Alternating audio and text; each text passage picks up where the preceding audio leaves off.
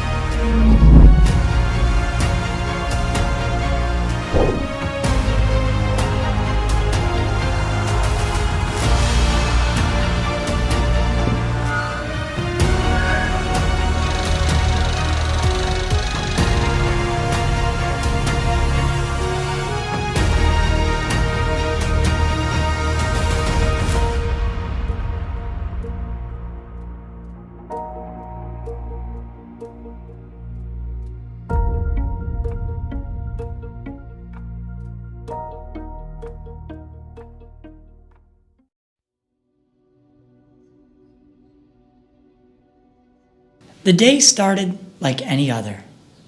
I woke up in the basement, rubbed the sleep from my eyes, and started getting ready for school like I had 1,000 mornings before. But when I climbed those stairs that day, my mother was waiting at the top with that look in her eyes. The one that meant today was different. Every once in a while, she'd pull one of us kids aside and offer the golden ticket. Stay home with me, no questions asked, and we never pushed for reasons. We didn't want to jinx it. That day, that ticket was mine. She was a creature of habit, my mom. A stay-at-home warrior. Queen of routines. Dunkin' Donuts coffee, hot or iced, depending on the season, of course. Now, I can't pin the exact date or time of year, but I remember that it was nice enough outside. I'd already watched Live with Regis and Kelly at 9 a.m. and with no phone, no internet, and everyone else stuck at school, boredom hit fast. Mom got bored too. So I grabbed the tennis ball and headed out back for the only game that ever worked alone, off the wall.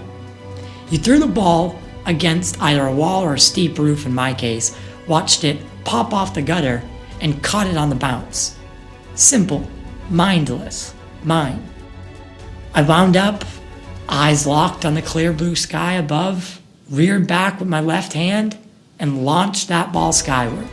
The ball hung for a second. Then, something else caught the corner of my eye. A glint, a silver, gunmetal gray. It snapped into focus at treetop level, oscillating, drifting, straight over my head.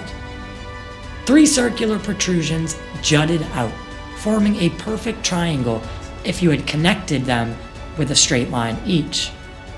The whole thing was a disc. It was flat, silent, and even at my young age, I knew impossible. No engine roar, no wind, nothing. I grew up next to Hanscom Air Force Base, and for the most part, I knew planes. I knew jets. I also lived through 9/11 in the shadow of Boston, close enough to New York to feel that fear wholeheartedly. I knew what belonged in the sky and what didn't. This didn't. It glided over me like it had all the time in the world. My jaw dropped. The tennis ball rolled off the roof and thumped onto the grass. I didn't care. Time stretched, thick and slow. I could have read symbols on its hull if there were any. That's how close this thing was. And it passed directly over the house, over the exact spot where I'd been standing seconds earlier. I snapped out of it and sprinted around to the backyard, desperate for one more second. By the time I rounded the corner, it was gone, vanished, into the canopy of trees, or simply blinked out. I stood there, chest heaving, scanning that empty sky for minutes. But those minutes felt like hours. It never came back, but it also never left me. I bolted inside, out of breath, words tumbling over each other. Mom calmed me, looked me dead in the eyes, and said the words that rewired my entire life. Tyler, what you saw was special. Not many get to see what you just did. She didn't dismiss it, but she also didn't force it into a box. She told me her truth. She said, you saw a UFO, unidentified flying object, and humanity didn't have all the answers, and we barely had any when it came to the universe. I was 10 or 11, but young enough to believe her without an argument. I just asked, will you teach me? She smiled and said, let's do one better. We're gonna go to the library. You're getting books. That was the pivot. The day curiosity cracked me open. The day the world stopped being black and white and started living in the gray. And I've never left. Girls, friends, life. Yeah, they did take the front seat as I grew up. But in the back of my mind, that silver disc never stopped hovering. I got back into it hard as an adult, at least by the state's definition, 18. Devouring documentaries, books, every scrap of information I could find. But the stigma was still thick. You didn't talk about it out loud in real life. You whispered it at parties while passing the joint, staring up at the stars, hoping for one more glimpse. Mine didn't come for years, not until the worst day of my life. 2020, I was 1 year sober, 1 year clean after alcohol had owned me, and then pills and whatever else helped numb the anxiety and depression. I'd been drinking to function, not to feel good, and the shakes were real. The people around me were poison. Then the phone rang. My brother never called, texts only. I knew something was wrong before I had even answered the phone. And then I heard the words that I hope you'll never have to hear. He said, Mom was just diagnosed with late-stage breast cancer. The world stopped. Every second stretched like the afternoon on the roof. I hung up and stared at the wall for 10 minutes, maybe 40, I'm not sure. A friend snapped me out of it because we had to record an episode, actually our first episode of the Pop Culture Corner. What was weird was I said nothing. I shoved it down deep, the way I'd always done. You can still watch that episode, actually. My eyes tell the whole story, even if my mouth never did. 13 months earlier, 13 months later, April 3rd, 2021, the day before Easter, I was in the middle of an interview with Owen Gleiberman, chief film critic of Variety. I'd spoken to Mom days earlier, promised I'd be by her side 24/7, and just 2 hours for this one interview I needed. Now take into mind and into consideration that they told us weeks, not days. I was wrong, and if I could go back, I would have never left her side. But my phone started buzzing during the show. My sister. First call, I let it go. She'd been calling a lot. 4 missed calls in a row later, that's when I knew. I ended the interview mid-sentence, told my co-host to keep rolling, and ran. Those episodes still exist. I can't bring myself to delete them for some reason. I see my own face in them and I want to scream. When I spoke to my sister, finally, I had told her that I was already waiting on the Uber. When the Uber got there, I begged the driver like my life depended on it. Logan, my service dog, my best friend, was in the back with me. I was praying out loud the whole ride. Please wait, Mom. Please. But if you have to go, I understand. But please, if you can, wait for me. A 28-minute ride. And that driver turned it into 17. Wherever he is out there, thank you so much. You're a legend. And I still owe you. I burst through the door at my parents' house. Hospice nurses said it could be hours or minutes. They'd lower her pain meds so we could each have one last moment while she was still lucid. One by one, my siblings went in. Then it was my turn. The room felt like a hospital. Hospital bed in the middle of the room. Logan, my pup, the dog who had jumped into that bed with her for weeks at her own request, did something different that day. He laid down, parallel to the bed, as close as he could get without being in the way. Like he knew. He always knew. I sat down. I took her hand. She was warmer than I expected. Her eyes opened, and she spoke softly. Words just for us. And she asked for Logan. I lifted him into the chair beside me. He sat there staring at her with those eyes on carried to my grave. The nurse came back. Time was up. They had to raise the meds again. She started slipping back. I stayed right there, holding her hand. And then it happened. I was looking at her face when my pocket started to buzz. And I glanced down for what could have only been a microsecond, maybe less. When I looked back up, a ball of pure light streaked across my vision. It hooked a sharp left and vanished straight out the window. When I looked back at my mother, she was gone. Now, I don't know if it was real. I don't know if it was grief, a fever dream, or the most beautiful goodbye ever given. But in that exact moment, total disclosure was born.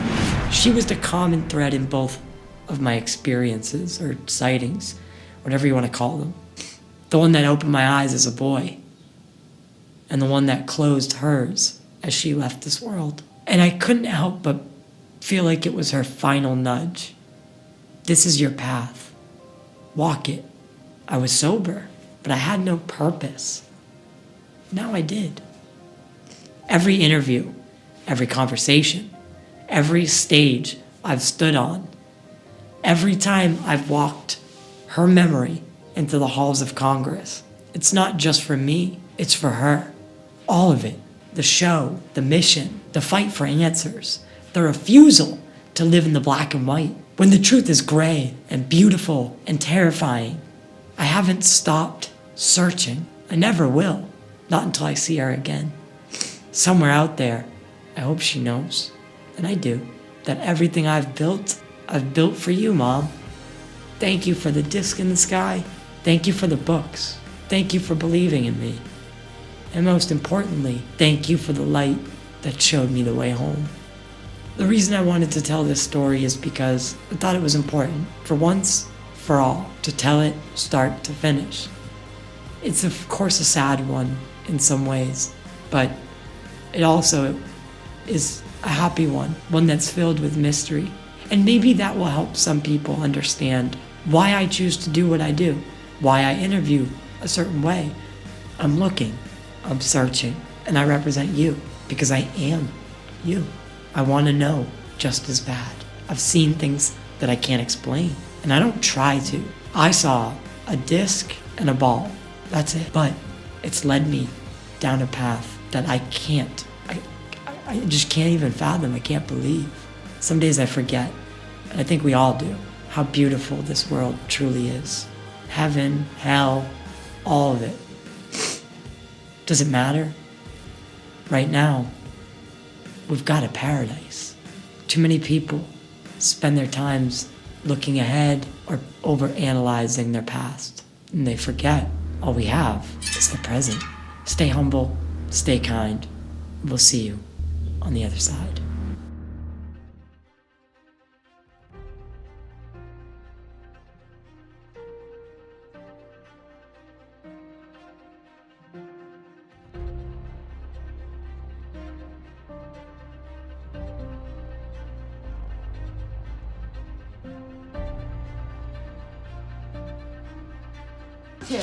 Oh.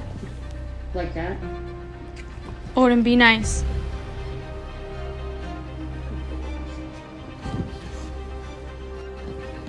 Stop being a butthead. Yeah, I thought I was gonna take you and you're gonna wear out, not even close, huh? This will wear him out even more. Because he's ripping. Oh. I love it. Oh, you just lay on him. You suffocated the ass. He breathes like a shit. He's trying to get away from you. Doesn't that tell you something, buddy? Odin has such an ugly play face. He does have an ugly play face. And like he's hugging him. Odin!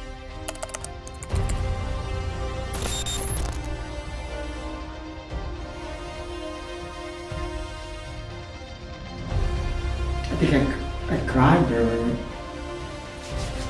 Wasn't expecting that.